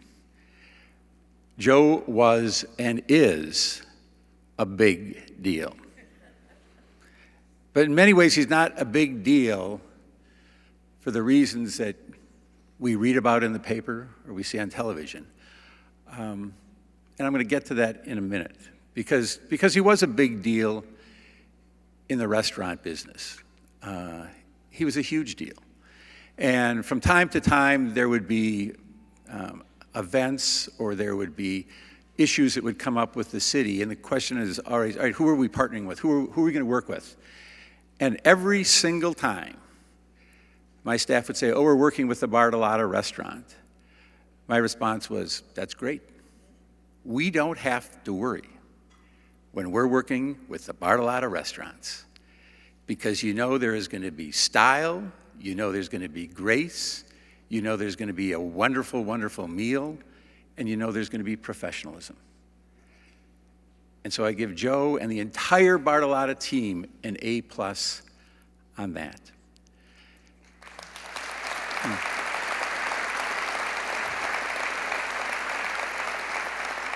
And Joe was a mentor. He was a mentor to dozens, if not hundreds of people here today. And I want you to think about this, and not in a selfish way, but I want you to think about your life. I want to think about how you want to leave this life. And we all think about that from time to time. And what people are going to say about you, and how many people are going to show up to say goodbye. And I don't think Joe ever thought about that. He may have talked about it and joked about it because he was a jokester. But he lived his life in a way that every single person in this theater should try to live their life. He was serious, but he didn't take himself too seriously. He was professional, but it didn't consume him. And most importantly, he was kind.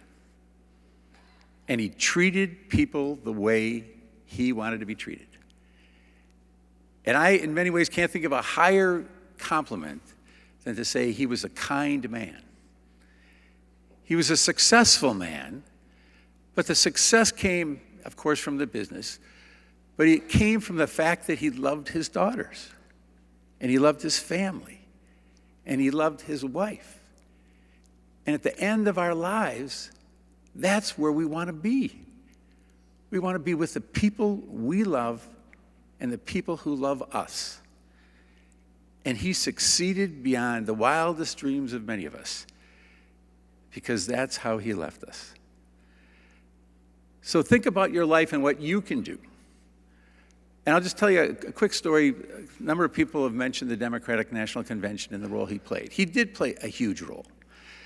Because when we had the group that came in, the people from the East Coast and the West Coast, some people a little bit snooty, I will say, and came into Milwaukee, and we were over at the new arena, and Joe was asked to talk about restaurants and about the city, and I was standing behind him, and he got up, and as he was talking, I was thinking, I wish we were videotaping this, because he sold this city in an amazing way. It was just amazing. And I'm thinking, you go, Joe, you go, Joe. We'll put you on our payroll to be out there. And when he was done, they're clapping for him. It was amazing. It was amazing. And then later in the day, we take him to Lake Park. It was actually Lake Park was the restaurant we went to. And it was raining, and we're in there for a couple hours. And as we're leaving there, and there were probably dozens of police officers that were the motorcycle, because again, we're bringing out all the bells and whistles to try to impress them. So the poor cops have to wait outside while we're inside, and Joe gives every one of them a steak dinner because they were there. And I've seen him do this over and over and over again, where he's kind to people. And that, I think, is what is a legacy more than anything. I had a reporter who asked me when I first met Joe, and I couldn't remember. I was stumped. It was sort of like, well, I think I've always known Joe. Because you meet Joe once, and all of a sudden you're his friend forever. And I feel blessed to have had him as a friend in my life. And I think every person in this room who had him as a friend or a boss should feel blessed that you got to know Joe Bartolotta. So we're in this musical theater, and there's been many famous acts on the stage. The Beatles have never appeared here, but the last line of the last Beatles song makes me think of Joe. And in the end, the love you take is equal to the love you make. Joe Bartolotta took a lot of love out of his life because he made a lot of love while he was on earth. God bless you, Joe.